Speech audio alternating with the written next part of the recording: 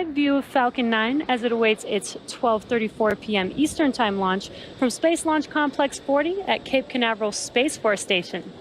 My name is Jesse Anderson, a lead manufacturing engineer here at SpaceX, joining you from our headquarters in Hawthorne, California. You're watching a live webcast for our 24th Starlink mission and our 10th mission of 2021, all on reflown boosters. Starlink is a satellite internet constellation designed and manufactured by SpaceX to provide high-speed, low-latency internet to people living in remote and rural locations around the globe.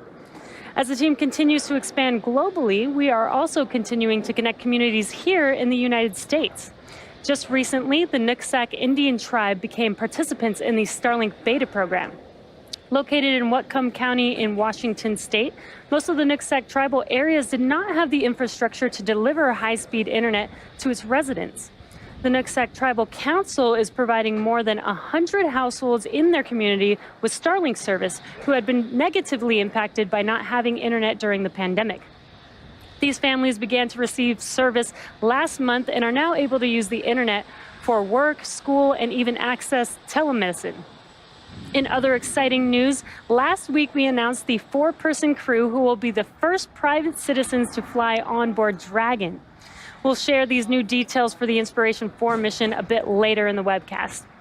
Now we're currently at T-minus 11 minutes and 45 seconds from liftoff of our next batch of Starlink satellites. So with that, let's take a closer look at the rocket on your screen. I'm Yomezo, a Dragon propulsion engineer here at SpaceX, and you're looking at a live view of Falcon 9 as it sits on our launch pad 40 at Cape Canaveral, Florida. Our 2-stage launch vehicle stands about 70 meters tall, and when it's fully fueled, it'll hold just over 1 million pounds of propellant, and the vehicle will burn through this in less than 3 minutes after liftoff.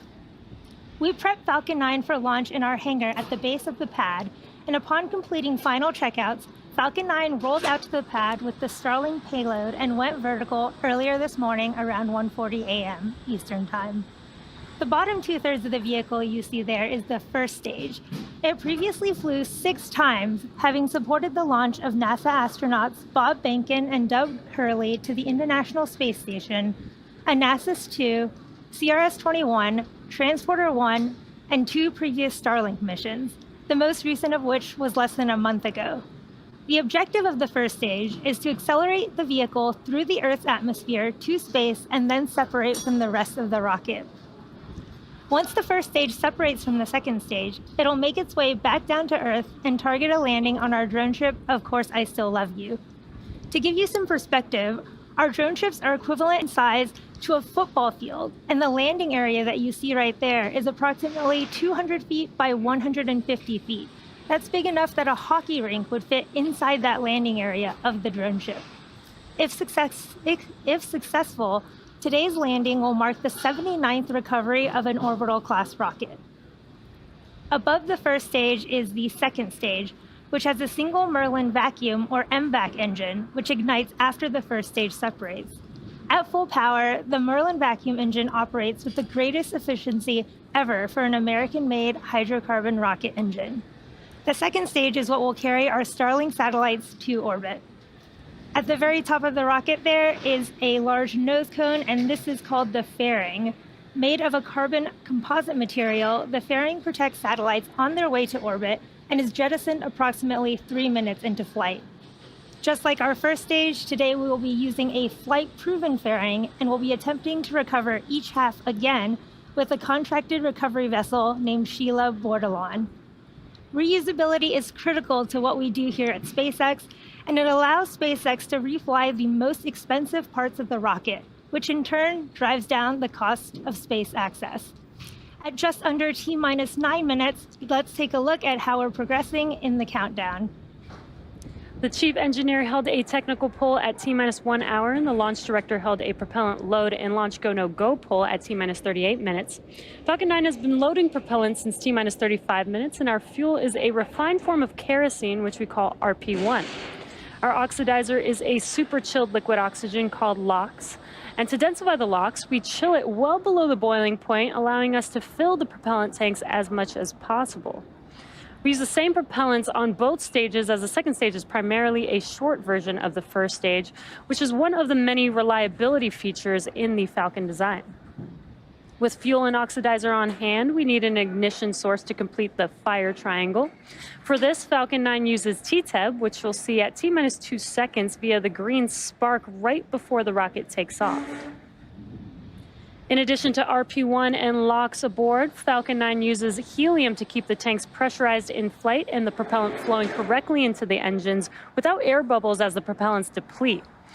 Helium load began before the webcast went live and will continue to be topped off until a minute and a half before launch.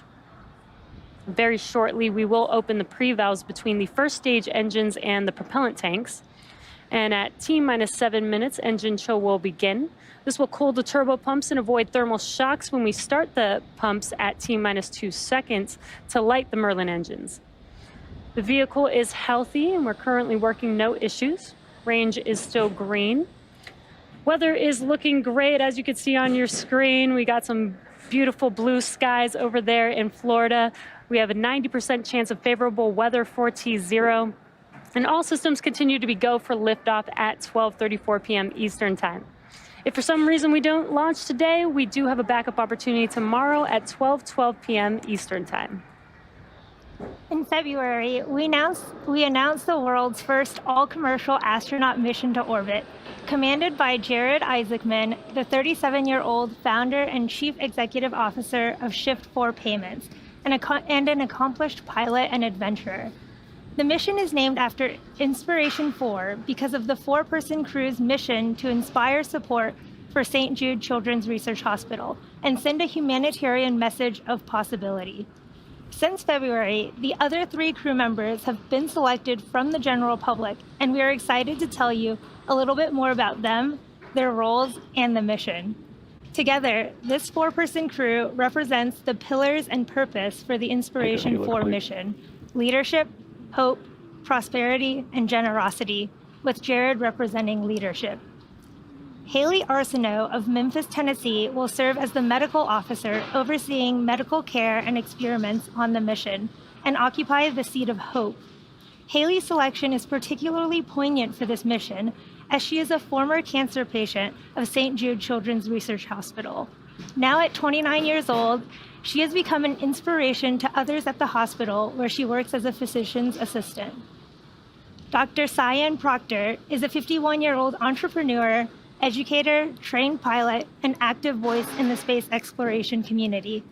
She was awarded the seat of prosperity after being selected as the top entrant of an independently judged online business competition conducted by the Shift4 Shop e-commerce platform. Dr. Proctor will serve as the mission pilot and back up the commander and support related needs throughout the mission. Christopher Simbrowski is a 41-year-old mechanical fault detection and diagnostics lead at Lockheed Martin and United States Air Force veteran. He was awarded the seat of generosity after contributing to a special fundraising campaign for St. Jude Children's Research Hospital. Mr. Simbrowski will serve as the mission specialist and help manage payload, science experiments, communications to mission control, and more. Over the coming months, the crew will undergo rigorous commercial astronaut training by SpaceX before their targeted launch date, which is no earlier than September of this year. We're currently just under 4.5 minutes from liftoff, and Falcon 9 is now moving into the final stages of the countdown. We're currently waiting for the transporter erector, or the TE, to retract. The TE is that structure next to the vehicle behind the fairing, as you can see there, and the clamps are starting to open up there. Now, after the clamps are fully open, the transporter erector will begin to retract away from the rocket slightly. And then at T0, hydraulics will pull the TE farther away from Falcon 9 to clear the way as the vehicle lifts off. It looks like the clamps are just about finished, and the TE is retracting back. It looks very slight, but it's just enough to move away from the vehicle. And we use the TE to roll the rocket out to the pad and raise it to its vertical launch position. It also provides liquids, gases, electrical connections to the second stage, as well as air conditioning to the payload fairing. And it looks like that TE retraction is now complete. The first and second stages are both nearly fully loaded with 1 million pounds of kerosene fuel and liquid oxygen. Superchilled liquid oxygen is our propellant oxidizer, and when its temperature is increased, it turns from liquid to gas, which is why you see some white clouds around Falcon 9, and that's that liquid oxygen meeting the warmer... bleed verification. It's that liquid oxygen meeting that warmer, humid ambient air. Stage 1 LOX load is complete. And there's that call out that stage 1 LOX loading is now complete. Second stage will wrap up LOX load at T-minus 2 minutes. T-minus 60 seconds, Falcon 9 will be in startup, and this means that the rocket's autonomous internal flight computers have taken over the launch countdown. Just inside of T-minus 2 seconds, we light the Merlin M1D engines, and we use TTEB, as I mentioned earlier, as our ignition fluid. And when TTEB mixes with oxygen, it burns a green-colored flame, and then we allow the fuel into the thrust chamber, and the engine comes up to full power for liftoff at T0. Now, the Starlink payload continues to be healthy, and the Falcon 9 team is tracking no issues on the rocket. Weather is still looking beautiful over there in Cape Canaveral, and the range has cleared the surrounding ground, water, and airspace and are green for launch today.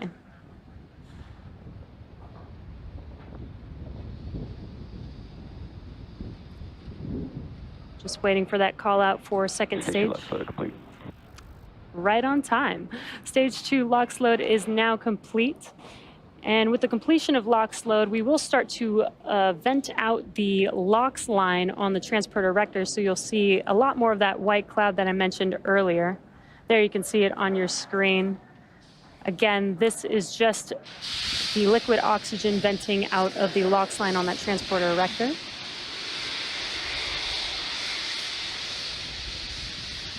And just under 15 seconds or so, Falcon 9 will be in startup, and stage 1 and stage 2 will start to pressurize for launch.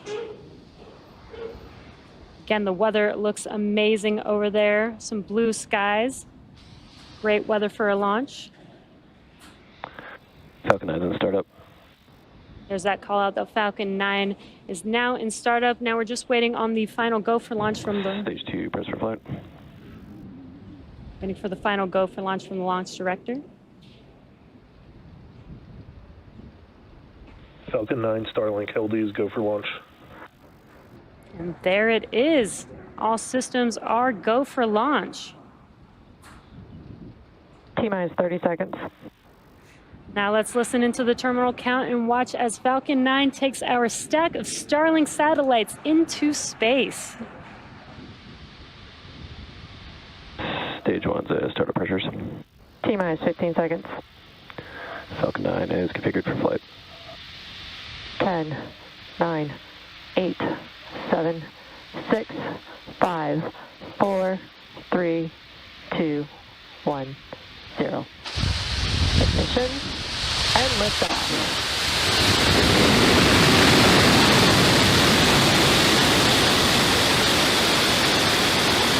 Falcon is pitching downrange.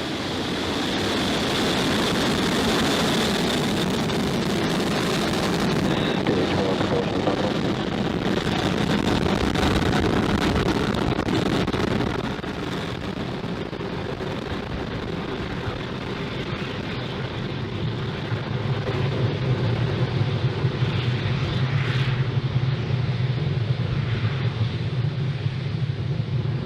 Falcon 9 has successfully lifted off from Cape Canaveral Space Force Station, carrying our stack of Starlink satellites to orbit. Nominal power and telemetry. Max Q is the next major event coming up here shortly, which will now be throttling down the engines, the M1D engines on that first stage for. Max Q is the maximum aerodynamic pressure that the vehicle sees on ascent. Vehicle is supersonic. And the weather, again, is looking beautiful, clear skies with an amazing view of Falcon on ascent there. Max Q. There's that call out that we have passed through Max Q. So in about a minute, we'll have 3 events happening back to back. That'll be main engine cutoff, or MECO, followed by stage separation and SES1, or second engine start 1. Now, MECO is where we shut down all 9 of those M1D engines on the first stage that you see burning there on your screen. That's in preparation for the second event, which is stage separation. MVAC is chilling in. Just heard that call out that MVAC chillin has begun. Now, stage separation is where the first stage separates from the second stage, and first stage will make its way back to Earth and attempt to land on our drone ship, Of Course I Still Love You, while stage 2 continues on its journey with the third event, second engine start 1. That's where we light up that MVAC engine, and it will propel the second stage along with the Starlink satellites to their targeted drop-off orbit. Just under 20 seconds or so away from those 3 events, that's MECO, stage separation, and SES-1.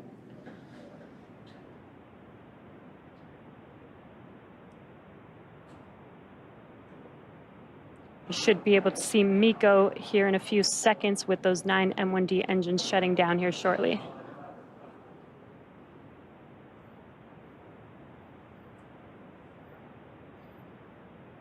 And MECO. Stage separation confirmed.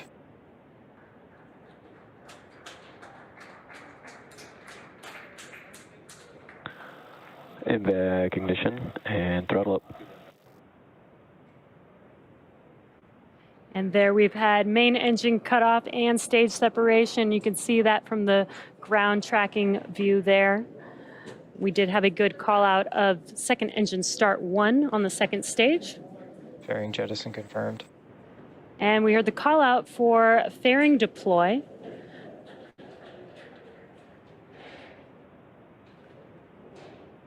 And it looks like we don't have those onboard camera views, but we can still see the first and second stage on your screen there.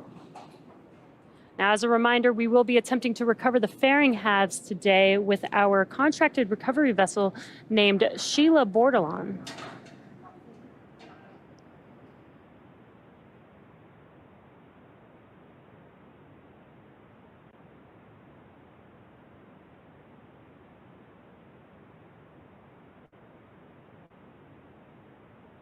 Acquisition of signal, Bermuda.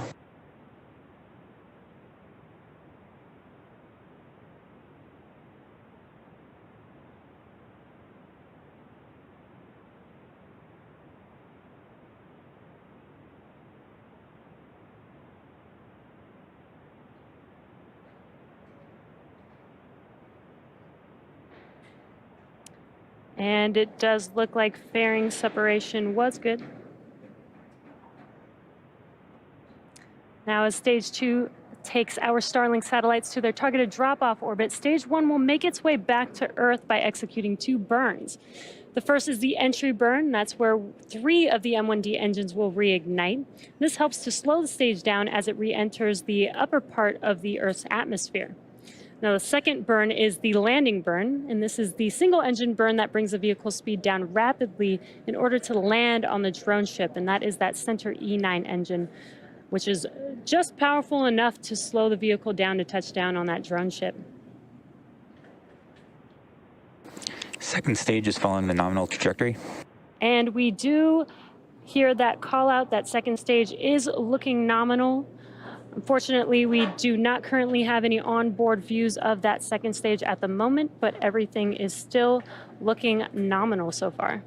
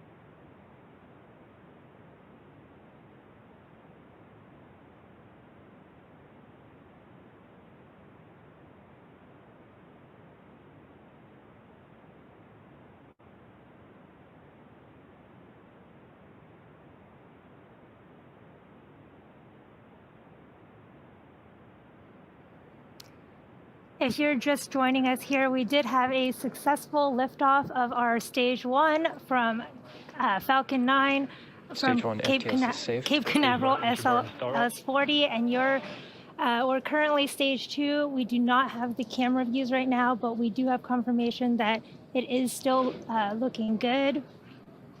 Again, our Stage 2 is delivering our Starlink satellites to low Earth orbit, and that's our stack of 60 Starlink Stage 1 satellites. entry burn shut down. Second stage continues to follow the nominal trajectory. We just heard that call out that Stage 1 entry burn was successful, and there you can see we do have our Stage 2 camera view finally back, and it is looking good there with that MVAC nozzle glowing. And there's our Stage 1 view back on our left as it continues to cruise down, getting ready for the start of its landing burn in about 30 seconds here. You can see those hypersonic grid fins of the first stage there on your left, and they control and help orient that first stage as it comes back down to Stage Earth. 1 transonic. Again, Stage 1 will be targeting landing on our drone ship, Of Course I Still Love You. And right before landing, it will deploy 4 carbon fiber landing legs. Start of terminal guidance.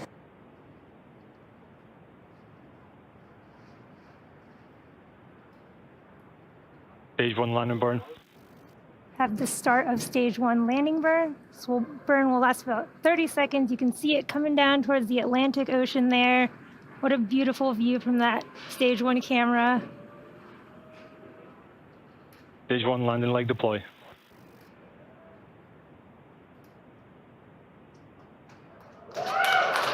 What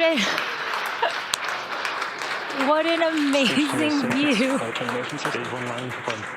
What an amazing view of that Stage 1 landing burn. We got our cameras back just in time for that. And this marks our 79th successful recovery of an orbital class rocket and the 7th recovery of this particular booster. Expected loss of signal, Kate. We had an expected loss of signal there, but Nominal orbital insertion. we did have confirmation of second engine cutoff and a good orbit. And now Stage 2 is going to coast in this orbit for the next 35 minutes or so. And while that happens, take a look at this animation showcasing where we are in the coast phase, and we'll see you back here at T plus 45 minutes for a second stage relight.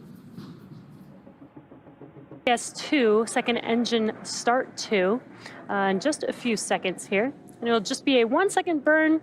It's a very quick burn. It may not look like much on your screen, but it does take us to our targeted drop-off orbit. So we should hear that call out coming shortly here.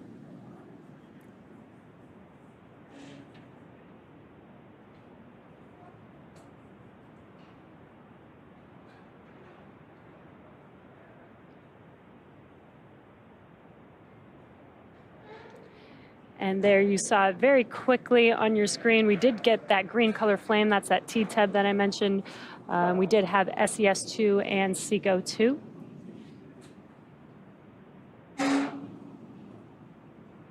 Waiting for confirmation of good orbit. And we did confirm a good orbit. So again, our Starlink sats will ultimately end up in a LEO or low Earth orbit about 550 kilometers above the Earth's surface, which is different than your typical geostationary or geosat, which orbits roughly 36,000 kilometers above Earth. Now we have another 15-minute coast phase before we deploy our next batch of Starlink satellites into orbit. And during this time, the spacecraft will start to spin along its central axis, giving the Starlink satellites the momentum that they need to space themselves out over time after they deploy. So while this happens, sit back and enjoy some more space jams. We'll see you back here at T plus 1 hour and 3 minutes.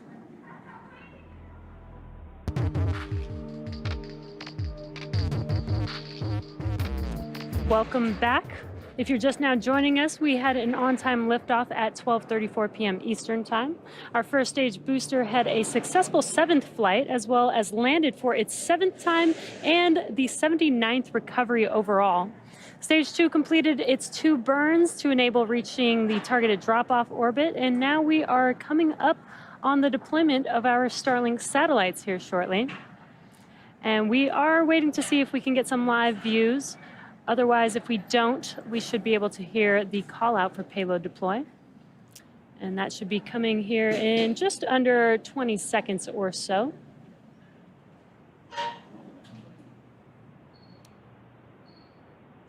And again, our second stage was spinning in preparation for the deployment of these Starlink satellites, and that gives them some momentum to spread themselves out over time after they deploy.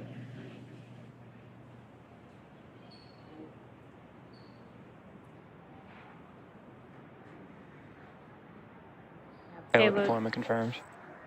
There we go. There's that call out, and we do have a visual of those Starlink satellites drifting away from second stage out in space. Now again, this is their drop-off orbit. So shortly, they will deploy their solar array, and over the next few days and weeks, they will distance themselves from each other and use their onboard ion thrusters to make their way to their operational orbit.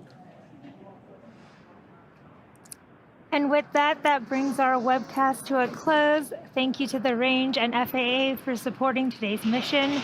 If you're interested in Starlink service, head over to starlink.com and sign up. And as always, thanks for joining us and have a great afternoon.